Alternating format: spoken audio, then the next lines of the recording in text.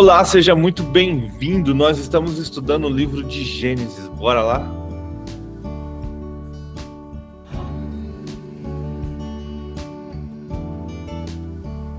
A Ti, Senhor, nós somos gratos porque o Senhor é bom. Louvado, exaltado e engrandecido seja Teu nome. Santo, santo, santo é o Senhor, Deus Todo-Poderoso, Criador dos céus e da terra, aquele que foi, que é e que há de vir. A Ti toda a honra, a Ti toda a glória, a Ti todo o louvor. O Senhor é o único digno de receber toda a adoração, todo o louvor, toda a glória, toda a honra. Deus maravilhoso, Deus poderoso. Senhor, Tu és maravilhoso e nós Te amamos. Desejamos estar e viver na Tua presença. Obrigado, Senhor, por tudo que tem feito pelas nossas vidas. Obrigado porque temos uma casa, obrigado pela família, obrigado pelo ar que respiramos, obrigado pela saúde, obrigado, Senhor, pela misericórdia que se renovou mais uma vez sobre nossas vidas. Obrigado pela graça do Senhor derramada sobre nós nesta manhã. Obrigado, Pai, porque temos um trabalho, temos condições de colocar alimento sobre nossa mesa. Obrigado porque o Senhor tem cuidado de nós até nos pequenos detalhes. Louvado, exaltado e engrandecido seja Teu nome, Pai. Nós Te louvamos e Te exaltamos por tudo o que o Senhor é e por tudo que o Senhor tem feito por nós. Espírito Santo, Te clamo nesta manhã, vem ministrar aos nossos corações. Vem falar conosco através da Sua palavra. Que o Senhor nos dê discernimento, sabedoria e conhecimento para entender tudo o que vamos ler. E que a gente possa tirar o máximo da palavra para as nossas vidas, para a honra e para a glória do Teu santo nome. Para que o Senhor seja exaltado em nossas vidas. Fale conosco, Espírito Santo. Ministre aos nossos corações. Derrama dos Teus dons sobre as nossas vidas conforme a Tua vontade e conforme o Teu querer. E para esses últimos dias, como precisamos do dom de discernimento de espíritos, não nos deixe ser enganados, não nos deixe ser enganados por qualquer palavra que não venha de Ti, Pai. E até a mim, Senhor, eu clamo, não deixe que saia dos meus lábios qualquer coisa que não venha do Teu Espírito. Que a gente possa realmente estar estudando e aprendendo sobre a Tua palavra e a gente está aqui de coração aberto para sermos ministrados pelo Espírito Santo. Age em nossas vidas, enche os nossos corações para que possamos transbordar do Teu Espírito aonde estivermos, para a honra e para a glória do Teu santo nome. Capacita-nos, enche-nos de coragem, de ousadia para pregar o Teu Evangelho aonde estivermos e para sermos este Evangelho. Que a gente seja luz aonde estivermos. Que as pessoas possam ler a Tua palavra ao nos ver com as nossas atitudes, com as nossas escolhas, com as nossas falas, mesmo sem estar falando do Evangelho, as pessoas estão vendo ali uma pessoa temente ao Senhor, Pai. Faça-nos ser dessa maneira. Não deixe que o engano toque os nossos corações. Pai querido, quero te pedir pela nossa nação. Quero te pedir pela sua igreja que venha ser despertada, transformada, para que os líderes comecem a despertar este povo que muitas vezes não só dormindo está, mas está em coma, que não quer nem saber de acordar, que não quer nem saber de conhecer da tua palavra, que não quer dar um passo a mais, pessoas confortadas e acomodadas com o que tem vivido, pessoas que vão à igreja hoje só por ir, por um ritual, por uma obrigação.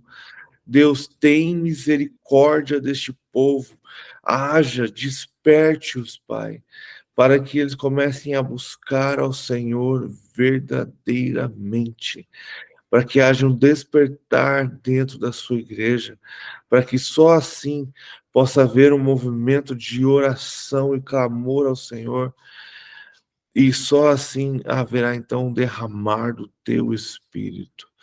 Tem misericórdia, Pai, da tua igreja, e começa a agir, começa nas lideranças, começa a transformar a vida e o coração dos pastores, para que eles incentivem as igrejas a também a ser transformadas para a honra e para a glória do teu santo nome, Pai. Eu quero te pedir pela nossa liderança de governo da nossa nação, Pai. Tem misericórdia, Pai, de todos que ali estão trabalhando, que o Senhor haja com o teu Espírito sobre aquele lugar, haja com misericórdia e com justiça também, Pai, pois o Senhor é soberano e a gente sabe que a sua vontade é o melhor para este tempo, mas que a gente possa ver a manifestação do teu poder sobre aquele lugar, Pai. Tem misericórdia da nossa nação que vai sofrer com as escolhas que estão sendo tomadas, Pai. Que a gente esteja guardados e revestidos pelo Senhor, para a honra e glória do teu santo nome, Pai. Te peço também paz para Jerusalém, paz para todo o Oriente Médio, paz para as nações vizinhas que também estão em guerra. O mundo inteiro está em guerra, Senhor, que haja paz, que haja uma transformação, Pai. Mesmo que essa paz queime nossos corações sendo uma paz falsa, mas que ela venha, porque ela é o sinal do seu retorno, Deus. Que os nossos olhos estejam atentos.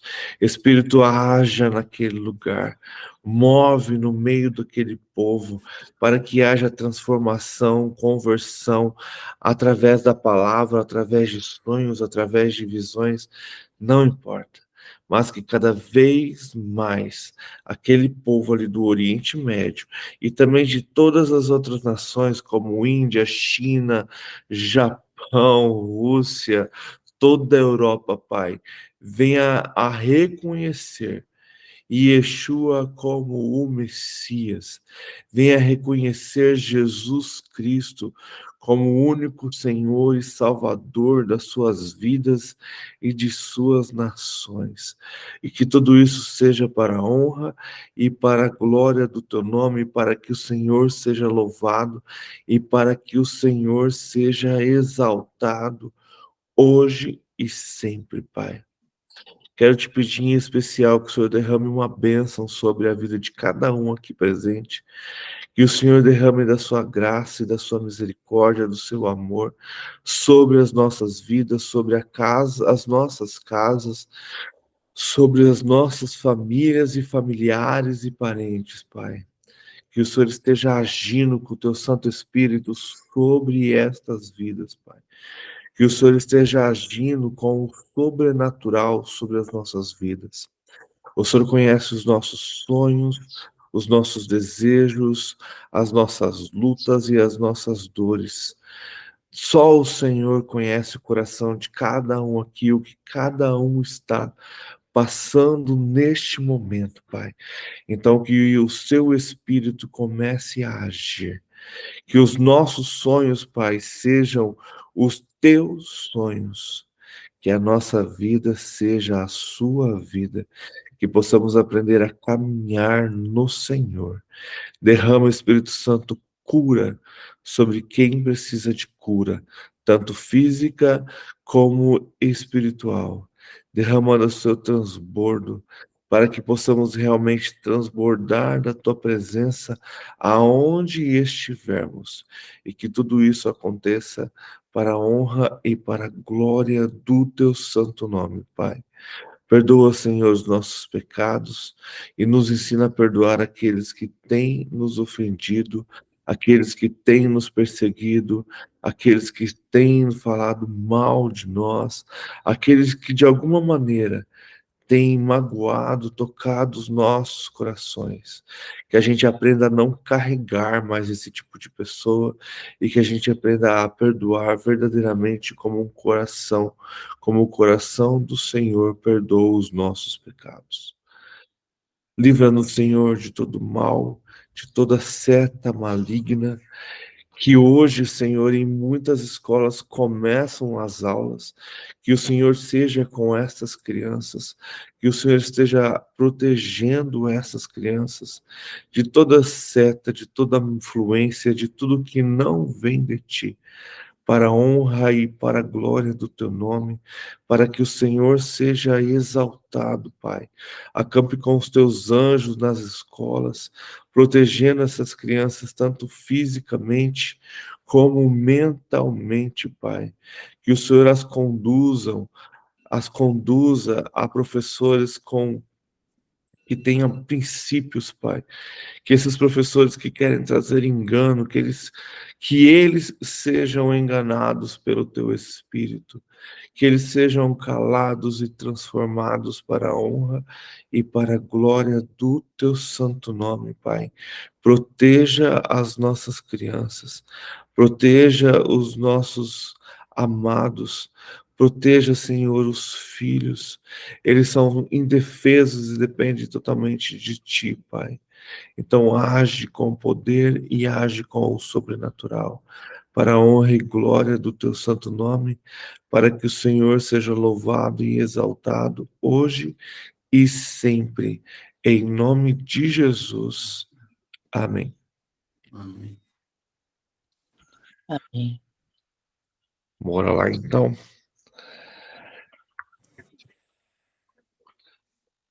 Então vamos lá, a gente está lendo o livro de Gênesis e agora a gente vai entrar, que eu costumo dizer, na quarta parte deste livro.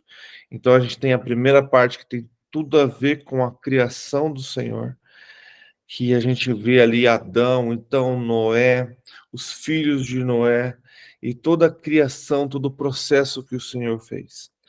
A gente entra depois na história de Abraão, que começou com seu pai Terá, mas que parou no meio do caminho. E aí então a gente tem a história de Abraão com as suas subidas e descidas na fé, né? Até ele atingir uma maturidade espiritual, Abraão viveu muitas experiências. E é interessante que Abraão vive experiências com o Espírito de Deus, vive experiências ali que eu acredito com o Senhor Jesus ali encarnado. E mesmo assim, Abraão ainda continua cometendo alguns erros. Mas o tempo validando experiência e o tempo validando maturidade. E isso é impressionante quando você começa a prestar atenção na vida de Abraão desta forma. O quanto ele amadureceu durante a sua jornada. Então, isso mostra que, mesmo a gente sendo falhos, se a gente continuar na caminhada com o Senhor, a gente pode amadurecer e ser transformados pelo Senhor, ao ponto de Abraão não mais questionar o Senhor. Então a gente entra ali na terceira parte, que é a história de Jacó.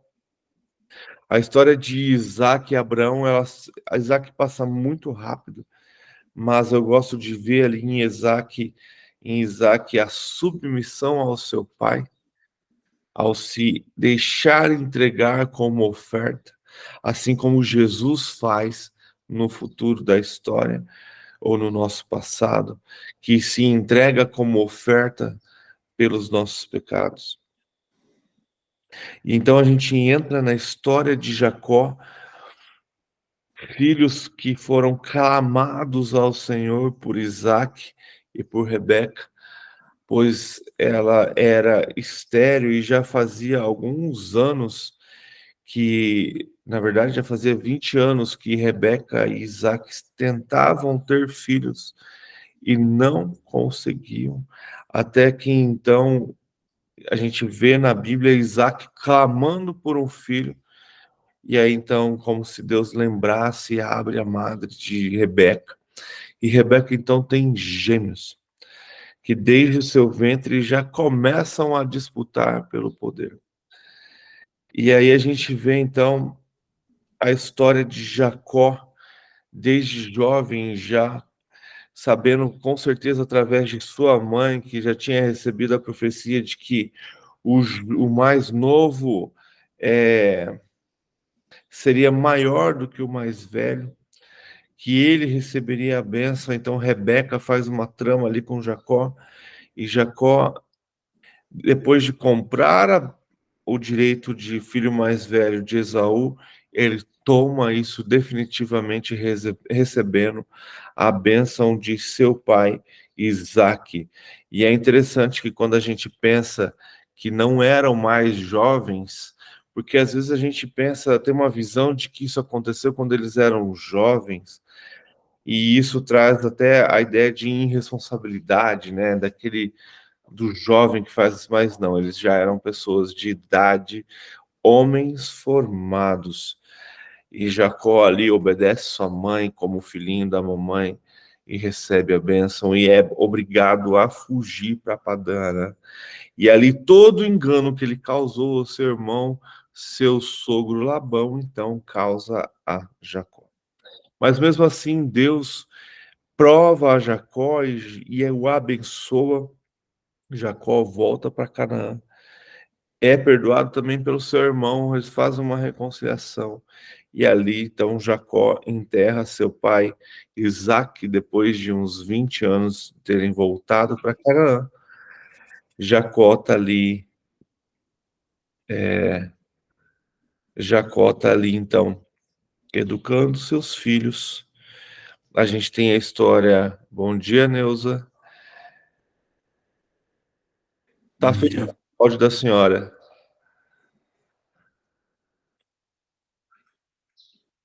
Bom dia. O áudio da senhora tá fechado, mas é muito bom vê-la, viu? Continua fechado o áudio, dona Neuza.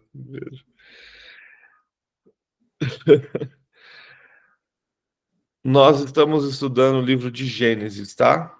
A gente está entrando no capítulo 37 de Gênesis. Dona Neuza, tá fechado e eu não consigo abrir o áudio da senhora. Só que tem que clicar e abrir.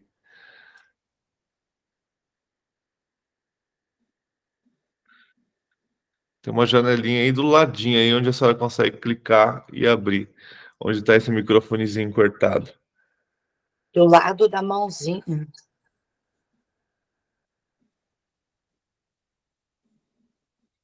Mas vamos lá. Se a senhora conseguir abrir aí, a gente tem o prazer de ouvi-la. Bem embaixo aí do lado da mãozinha, a senhora vai ver um microfonezinho, clicar nele e vai abrir o áudio da senhora junto com a câmera. Mas então a gente está vendo ali então a história de Jacó, finalizando ali então. Não vai finalizar, porque a gente ainda vai ouvir de Jacó, mas ele já não é mais o personagem principal. E semana passada, então, a gente viu a descendência de Esaú, e a gente vê o quanto é importante ver a história, né? E o quanto é interessante que provavelmente quem acrescentou esse trecho da história de Esaú, a gente, ou Moisés teve uma revelação do futuro, ou foi um escriba que escreveu isso depois. A senhora tinha conseguido. Aí, a senhora abriu agora. Eu abri? Abriu. Bom dia. Bom Bom dia. dia. Bom dia. Bom dia. Bom dia. Bom dia. Bom dia. Seja bem-vinda. Obrigada, querido. Tudo bem com a senhora? Saudade da senhora. Eu tô muito triste. Meu marido faleceu. Oh, Jesus. Jesus da glória.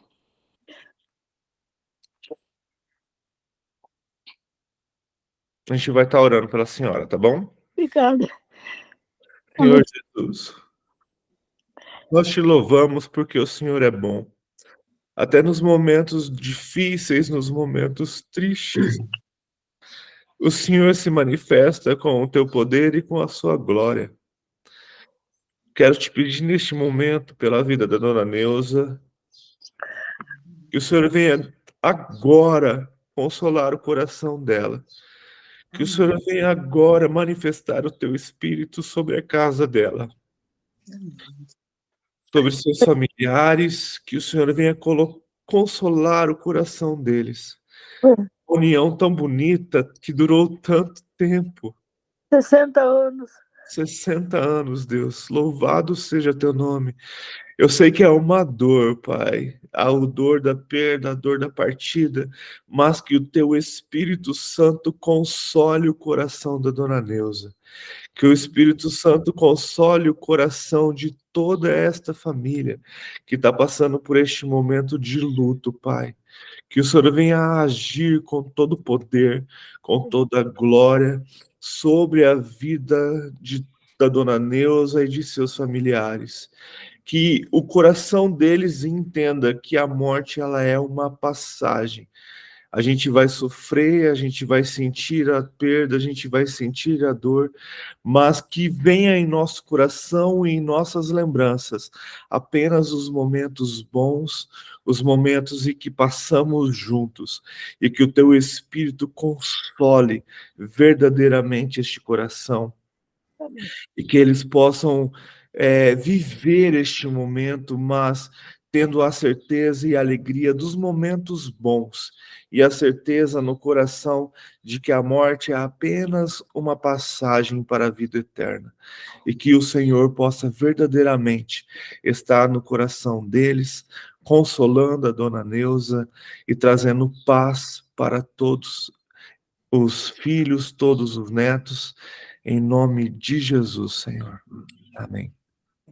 Amém. Obrigada. Obrigada. Que Deus abençoe a senhora, dona Neuza. É uma passagem. A gente sabe, né? Que não tem muito o que a gente fazer, mas que a gente possa relembrar dos melhores momentos, Sim. momentos felizes. E, cara, 60 anos. Sim. Obrigada. A senhora é um exemplo, porque hoje um casamento de 60 anos não é fácil. É um exemplo para a nossa geração. Verdade. Que Deus abençoe vocês, que Deus console a família de vocês. Quando nós casamos, o padre disse, até que a morte nos separe. Aleluia. E ele nos separou.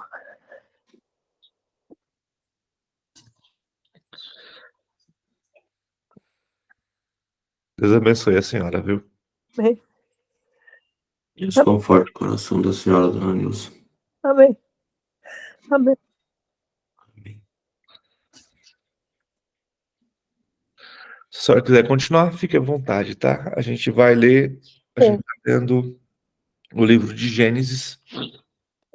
Eu estava acompanhando sempre as leituras tuas, sozinha. Uhum. Que bom. Capítulo 37. Então, a gente vai entrar na história de José, que eu considero que é a quarta parte do livro de Gênesis, que é quando a gente vai começar a ver, então, a história de José. José ali, um jovem, né? Cheio de ânimo e que recebe uma revelação do Senhor e muitas vezes não sabe como se controlar. Então, Gênesis, capítulo 37, versículo 1. Jacó habitou na terra de Canaã, onde seu pai tinha vivido como estrangeiro. Quando José tinha 17 anos, pastoreava os rebanhos com seus irmãos, ajudava os filhos de Bila, os filhos de Zilpa, mulher de seu pai, e contava ao pai a má fama deles. Ora, Israel gostava muito de José. Israel gostava muito de José do que de qualquer outro filho, porque ele havia nascido em sua velhice. Por isso, mandou fazer para ele uma túnica longa. Quando seus irmãos viram que o pai gostava mais dele do que de qualquer outro filho, odiaram-no e não conseguiam falar com ele amigavelmente. Então a gente tem aqui Jacó tendo um filho preferido, né? É o filho da sua velhice, apesar que ainda tem Benjamim, mas é o primeiro filho da sua amada, né? Jacó amava Raquel, perdão. Jacó amava Raquel e José sendo seu primeiro filho, e ele acabou trazendo essa preferência sobre a vida de José. Então a gente pode dizer que ele tinha mais tempo, ensinava mais, falava algumas coisas para José. E a gente vai perceber aqui, eu costumo dizer que José também vai passar por uma maturidade bem legal, porque José aqui ele era o filho mimado, né? O filhinho do papai, como Jacó era o filhinho da mamãe. E aí a gente já tem aqui de cara que José ele meio que contava contava ao pai a má fama deles. Então José era meio que um fofoqueiro, né? Ele via o que os irmãos faziam e contava ao seu pai o que ele estava fazendo. Isso já vai causando uma ira, né? Já vai causando desavença. E aí então Israel então mostrava que gostava mais de José, ao ponto de fazer para ele uma túnica e não faz para os irmãos. Aqui a Bíblia não fala, não sei se vai falar, mas acredito que não. Só fala que a túnica era longa, que está escrito aqui no meu.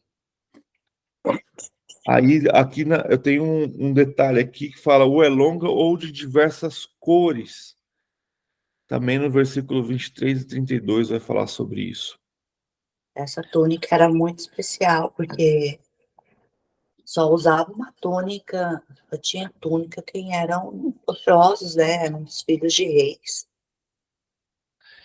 E é bem interessante, trazendo a cultura rabínica para dentro dessa túnica, eles acreditam que essa túnica foi feita com a roupa que Jacó roubou de Esaú para ser abençoado pelo seu pai, que é uma roupa que Esaú tinha roubado de Nimrod, que é uma roupa que Nimrod tinha roubado de Noé, que é uma roupa que Noé tinha herdado de todos seus descendentes, que seria a primeira roupa de Adão, a roupa que Deus fez para Adão. Isso dentro da cultura judaica, a gente não tem prova bíblica, mas é bem interessante pensar nesse manto, né, nesse pano, na roupa que o Senhor tinha feito para cobrir Adão e Eva, passando assim, com certeza algo que foi passado de geração em geração, e ela sendo usada para abençoar, então, ali José, e para mostrar, acabando dando esse poder e essa autoridade. Eu acho que o erro de Jacó, ali, de Israel, foi ter dado isso para ele muito jovem. Apenas 17 anos. Ele é um jovem imaturo, mimado, que vai passar por grandes tribulações, e a gente vai ver isso. Versículo 5. Certa vez, José teve um sonho, e quando o contou aos seus irmãos, eles passaram a odiá-lo ainda mais. Ó, imaturidade. Versículo 6. Ouçam o sonho que tive, disse-lhes. Estávamos amarrando os feixes de trigo no campo, quando o meu feixe se levantou e ficou em pé.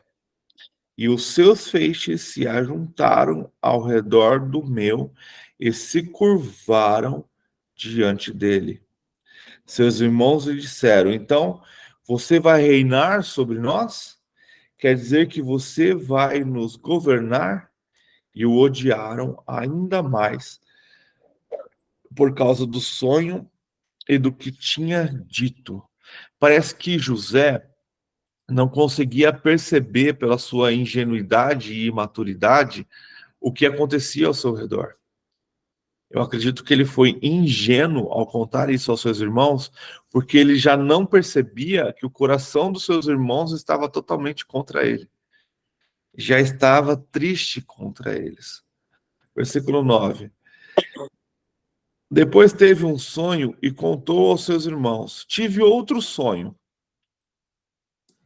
Dessa vez, o sol e a lua e 11 estrelas se curvavam diante de mim. Quando o contou ao pai e aos irmãos, o pai o repreendeu e lhe disse: Que sonho foi esse que você teve? Será que eu, sua mãe e seus irmãos viremos a nos curvar até o chão diante de você? Assim, seus irmãos tiveram ciúmes dele. O pai, no entanto, refletia naquilo. Então, os irmãos ficaram bravos, mas Jacó, já tendo experiências com Deus, já mais maduro, começa a refletir sobre isso. E é bem interessante, né? Porque Jacó usa a expressão aqui, será que eu e sua mãe? Lembrando que Raquel já morreu. Então, a gente volta àquela velha ideia. Ele está considerando aqui, então, Léia como sua mãe. Afinal de contas, é ela que está criando eles. Então, a gente está vendo aqui a imaturidade de José contando os sonhos tanto para os irmãos como para o pai. A gente sabe, lendo, porque a gente conhece a história, que isso era Deus dando para ele uma revelação do que iria acontecer. Mas a gente vê, então, um jovem despreparado para receber esse tipo de revelação. Eu costumo dizer muitas vezes não. O próprio Paulo fala que o profeta tem controle sobre a profecia. Então, José recebeu uma profecia do que iria acontecer e não teve controle ao falá-la. Ele não teve maturidade para controlá-la. E é bem interessante que lá na frente a gente já vai ver um José bem diferente, que tem o controle sobre essas revelações. Vamos continuar. Versículo 12.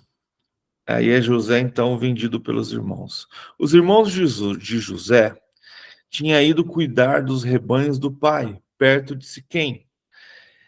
E Israel disse a José: Como você sabe, seus irmãos estão apacentando os rebanhos perto de Siquém. Quero que vá até lá. Sim, senhor, respondeu ele. Disse o pai: Vá ver se está tudo bem com seus irmãos e com o rebanho, e traga-me notícia. Olha, Jacó usando o filho mais novo como fofoqueiro. Vai lá e vê se eles estão realmente fazendo o que precisa ser feito. Seus irmãos foram. Olha só o detalhe. Teus irmãos foram para o campo trabalhar e você não foi, você ficou aqui em casa. Já começa aí. José tinha que estar lá. Apesar de já serem bastante, mas José tinha que estar lá. Porque eu garanto que os irmãos de José já apacentavam isso há muito tempo, quando eles eram jovens também. Não é, José é novo, por isso que ele não foi. Não, ele já tinha 17 anos. Não sei se vocês sabem, mas rebanho de ovelhas muitas vezes começam a ser criados por crianças. Por quê? Porque essa criança vai amadurecer e as ovelhas vão obedecê-la. Lembra que a ovelha obedece a uma só voz, a um só pastor? Então, se desde criança você começa a apacentar aquelas ovelhas pequenas, quando elas crescem, elas vão te obedecer. Elas vão ouvir a sua voz e vão obedecer. Então, provavelmente, os irmãos de José, desde pequeno, apacentavam essas ovelhas. Lembrando que o irmão mais novo de José tem diferença aí no máximo de 2 anos. Então a gente tem ali um guri de 15 anos apacentando as ovelhas. E a gente tem os mais velhos ali em torno de 20, 17 com mais 7, 17 com 7, 24, 25 anos de idade. Então a gente tem ali,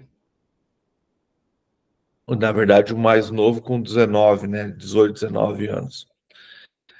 Então a gente tem Jacó com 17 anos, em vez de estar ali trabalhando com os irmãos, ele estava na tenda com o seu pai. Olha o erro de Davi, uma sombra do erro de Davi, né? Em vez de estar na guerra, batalhando, estava em casa, olhando de cima e acabou vendo Betseba. Vamos continuar então. Vou ler o 14 de novo. Disse o pai: vá ver se está tudo bem com os seus irmãos e com os rebanhos e traga-me notícia. Jacó o enviou quando estava no vale de Hebrom. Mas José se perdeu quando se aproximava de Siquém. O homem o encontrava vagueando pelos campos e lhe perguntou: o que é que você está procurando? Ele respondeu: procuro meus irmãos. Pode me dizer onde eles estão apacentando os rebanhos? Respondeu o homem: eles já partiram daqui. Eu os ouvi dizer: vamos para Dotã. Assim José foi em busca de seus irmãos e os encontrou perto de Dotã. Então, olha só que interessante. Vou até terminar, mas eles viram de longe e antes de que chegassem planejaram matá-lo. Beleza. Mas olha só. Os irmãos de Jacó saíram para ir para um lugar, para Siquém. Mas eles mudaram a rota. Foram para Dotã. Então eles foram para outro lugar. Então ali José acaba se perdendo, porque ele foi aonde os irmãos deveriam estar e não estavam. Então, tipo assim, agora para onde eu vou? Qual o caminho? Para onde eu vou encontrar meus irmãos? E aí este homem aparece, ninguém, não sei quem é, mas provavelmente os viu e fala para José para onde ele foi. Então José assim vai para onde o homem falou que os irmãos estavam. Mas de longe os irmãos viram José chegando. Então, tipo assim, ó, o fofoqueiro tá chegando. Vai contar para nosso pai aonde a gente está. A gente devia estar num lugar, estamos em outro. Outra coisa, eles já estavam com raiva de José por causa do sonho, por causa da túnica, por causa da preferência que Jacó tinha por José. Então, 17. Não. 19. Lá vem aquele sonhador. Diziam uns aos outros. E agora? Vamos matá-lo e jogá-lo num destes poços. E diremos que um animal selvagem o devorou. Veremos então o que será de seus sonhos. Quando Rúben ouviu isso, tentou livrá-lo das mãos deles, dizendo: não lhe tirem a vida. E acrescentou: não derramem sangue, joguem-no naquele poço no deserto, mas não toquem nele.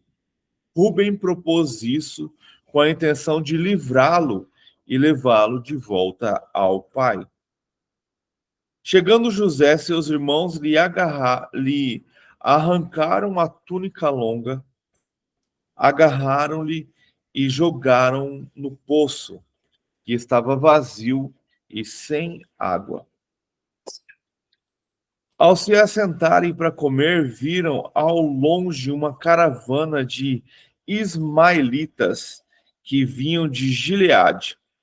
Seus camelos estavam carregados de especiarias, bálsamo e mirra, que eles levavam para o Egito.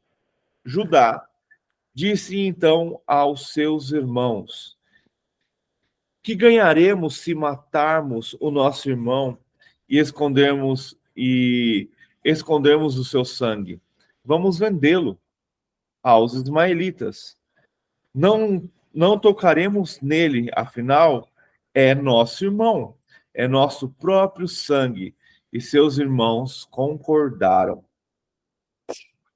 Quando os mercadores ismaelitas de Midian se aproximaram, seus irmãos tiraram José do poço e o venderam por 20 peças de prata aos israelitas. Olha só, José foi vendido por 20 peças de prata. Olha a sombra do que é Jesus lá na frente, que também foi vendido, só que por 30 moedas de prata. Venderam por 20 peças de pratas aos ismaelitas, que o levaram para o Egito. Quando Rúben voltou ao poço, então Rúben não estava com eles quando este acordo aconteceu. Eles estavam sentados, comendo, Judá viu esse povo vindo e teve essa ideia. E Rúben não estava lá. Rúben, só para desencargo, eu estou tentando lembrar que é o mais velho, né? Rúben é o mais velho. Então, o mais velho não estava presente. Ele tinha ido fazer alguma coisa. Então, quando Rúben volta, com certeza os irmãos também já tinham ido embora. Ele volta ao poço e viu que José não estava lá. Rasgou suas vestes e, voltando aos seus irmãos, disse: o jovem não está lá. Para onde irei agora? Tipo assim, eu sou o irmão mais velho. A responsabilidade de vocês e dele é minha. E agora? O que eu vou fazer? Então eles mataram um bode, mergulharam no sangue a túnica de José e a mandaram ao pai com este recado. Olha só, eles nem foram de encontro com Jacó. Mandaram a túnica. Achamos isto. Veja se é a túnica do teu filho e não do nosso irmão.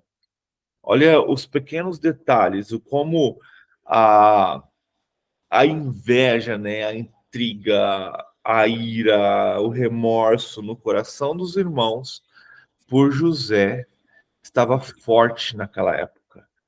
Achamos isso, veja se é a túnica do teu filho. Não é nem eles levando e ver se isso aqui é do nosso irmão. Vê se essa é a túnica do teu filho. Versículo 33. Ele a reconheceu e disse: é a túnica do meu filho. Um animal selvagem o devorou, José foi despedaçado. Um animal selvagem o devorou, José foi despedaçado. Então Jacó rasgou suas vestes, vestiu-se de pano de saco e chorou muitos dias por seu filho. Todos os seus filhos e filhas vieram consolá-lo, mas ele recusou ser consolado, dizendo: não, chorando descerei à sepultura para junto de meu filho. E continuou a chorar por ele. Então Jacó, ao perder o seu filho, desejou a morte. Pelo menos é isso que eu entendo disso daqui. Versículo 36. Nesse meio tempo, no Egito, os midianitas venderam José a Potifar, oficial do faraó e capitão da guarda. Então a gente tem aqui o início então da história de José, um início aos 17 anos. Então José teve um sonho, uma revelação do que iria acontecer. Ele nem soube interpretar o sonho direito. Na verdade, Se você prestar atenção, quem interpreta esse sonho são os irmãos, porque ele simplesmente fala que ele sonhou com os feixes e tal, e depois o sol e a lua e as estrelas, Jacó, então também interpreta sendo eles. A gente vê na história, então, ali, os irmãos de José com inveja e com ciúme, e isso tudo, se a gente parar para analisar, causado pelo próprio Jacó. Jacó causou a intriga entre os irmãos por escolher um filho preferido, por acolher um filho preferido, por colocá-lo dentro da sua tenda, não deixando-o ir trabalhar. Quando a gente vê histórias e filmes, a gente vê ali Jacó se destacando os ensinamentos da palavra a José e não aos irmãos. E isso é bem interessante, e isso fica muito claro quando a gente avança, porque José era temente a Deus. Por José ser temente a Deus, significa que ele ouviu a história do Deus vivo. Ele foi imaturo ao revelar os sonhos, mas ele já conhecia o Deus de Abraão, de Isaac e Jacó. Porque Jacó escolheu José para transmitir esta mensagem.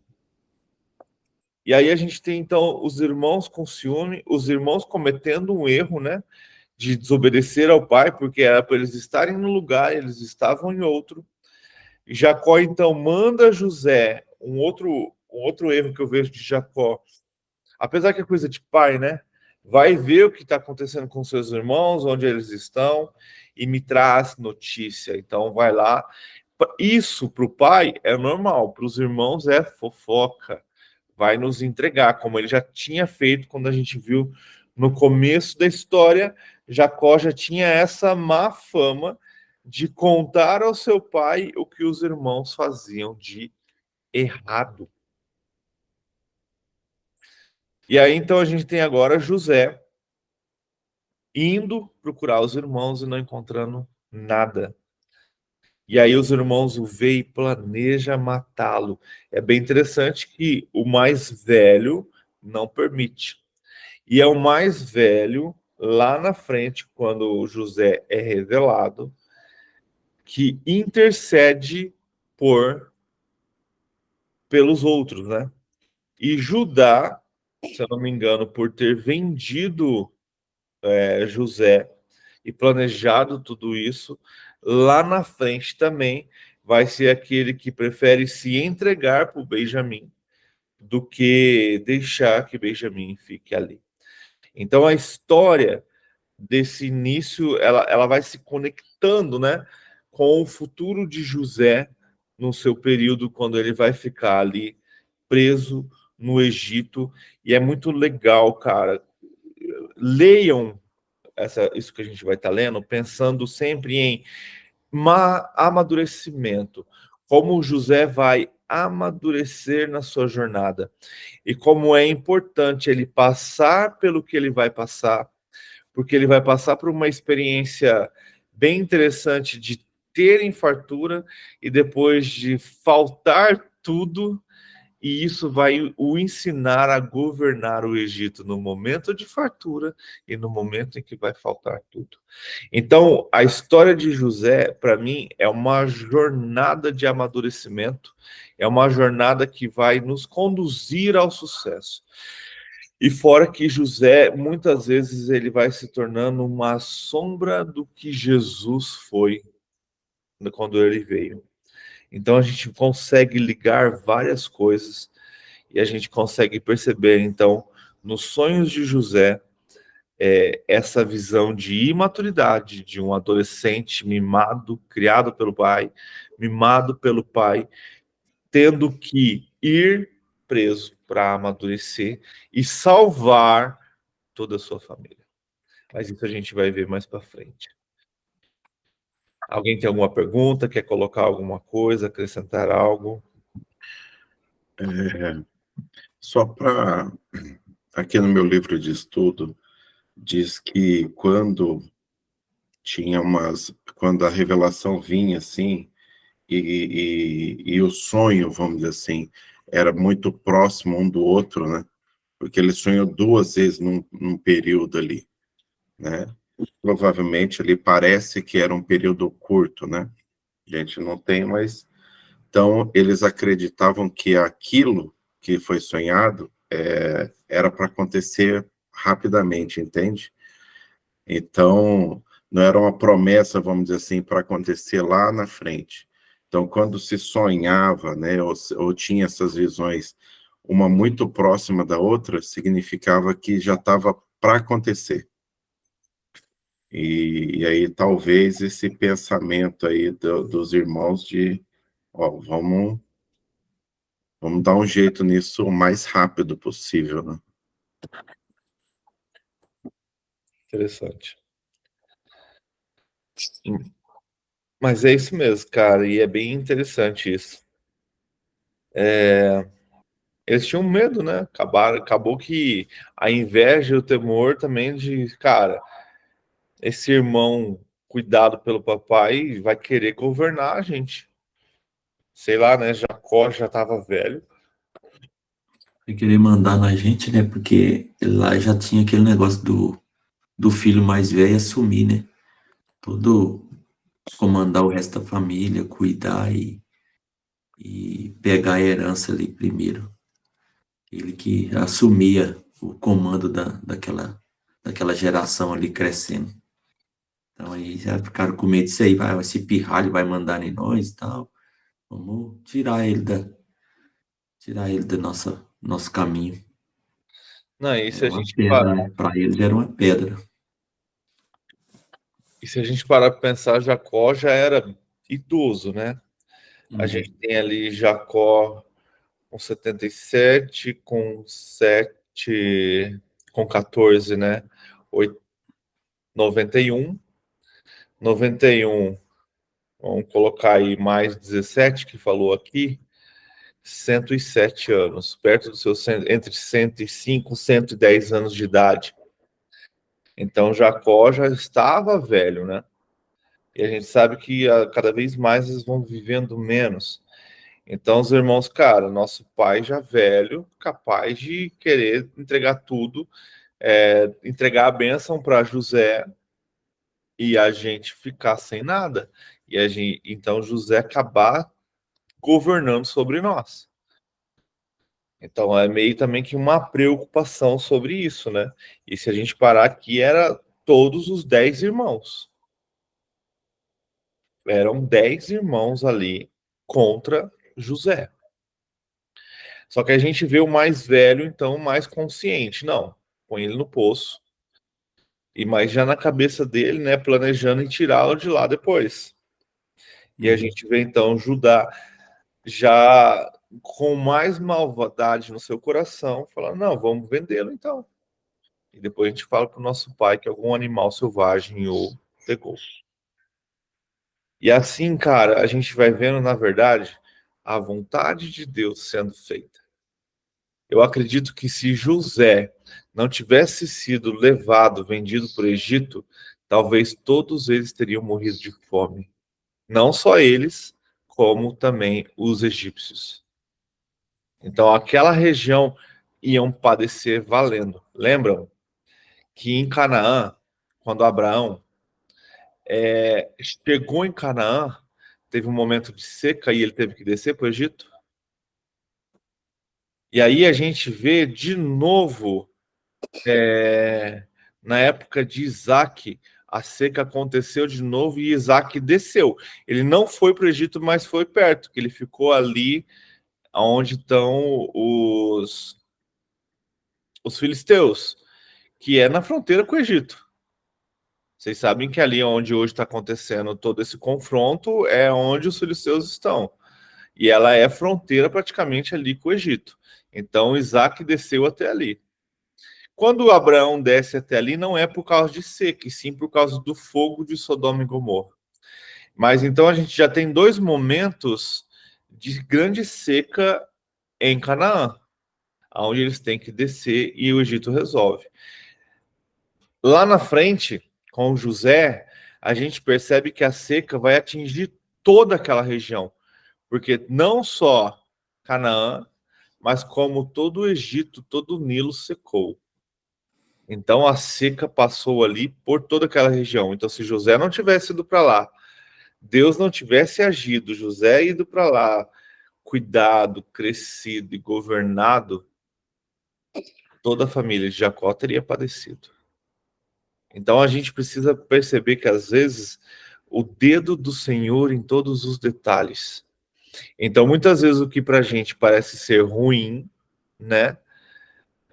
José sendo vendido para o Egito parece uma situação terrível, mas é a provisão de Deus para um futuro que a gente não conhece. Então muitas vezes a gente perde um emprego, ou a gente está passando por uma luta e não sabe por quê. Mas entregue sempre tudo na mão do Senhor, que lá na frente a gente talvez entenda por que a gente está passando por tudo que a gente está passando hoje. Só que a gente tem, infelizmente, a nossa geração, uma geração chamada, eu costumo chamar de fast food, que é tudo para agora. Tudo tem que ser agora, tudo tem que se resolver agora. É agora, é agora, é agora. E, cara, e com Deus não é assim. Deus gosta de processo. Deus gosta de trabalhar o processo. Deus gosta de jornada. Deus gosta de uma caminhada. E aí a gente viu, então, a caminhada de Abraão, a gente viu a caminhada de Isaac, a caminhada de Jacó. E agora a gente vai ver o processo da caminhada de José. Dentro disso a gente vai ver alguns erros de seus irmãos.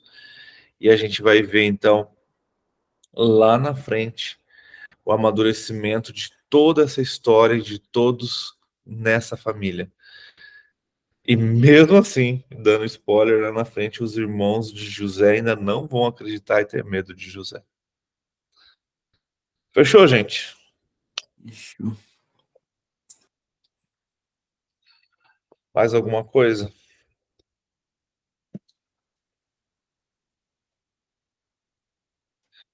Então vamos estar finalizando. Dona Neuza, eu fico muito feliz em vê-la. Obrigada. Deus realmente console o coração da senhora e da sua família. Amém. E se precisar, pode contar com a gente está aqui. Eu sei que a gente está bem distante, mas oração não tem fronteira. Verdade. Tá bom? Obrigada. Muito obrigada. Que bom estar junto com vocês novamente. Amém. Rose, você pode orar para a gente, por favor? Sim. Amém. Amém. Amém.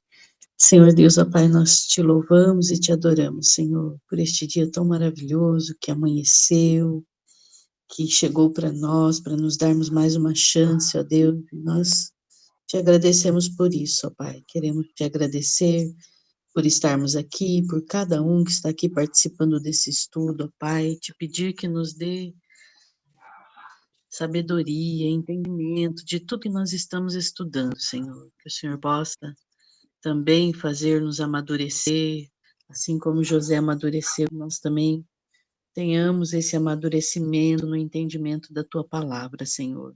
Te adoramos, ó Pai, porque temos tudo, Senhor. O Senhor cuida de nós, o Senhor nos sustenta, o Senhor provê tudo que nós precisamos e por isso somos gratos a Ti, Senhor. Muito obrigada, Jesus. Muito obrigada, Espírito Santo, porque o Senhor está na nossa vida todos os dias. Obrigada, Espírito Santo, pelo teu consolo. Obrigada, Espírito Santo, pela Dona Neuza, que o Senhor possa estar ali consolando a vida dela, que ela saiba que tudo acontece conforme a vontade do Senhor na nossa vida. E por isso somos gratos a Ele, por tudo que Ele faz na nossa vida, Senhor. Consola a família, Dona Neuza, e que ela possa estar conosco estudando a Tua palavra, Senhor. Muito obrigado a Deus, em nome de Jesus. Amém. E assim a gente finaliza mais um capítulo do livro de Gênesis e a gente tem que sempre prestar atenção nos detalhes, no cuidado do Senhor em nossas vidas, nos detalhes.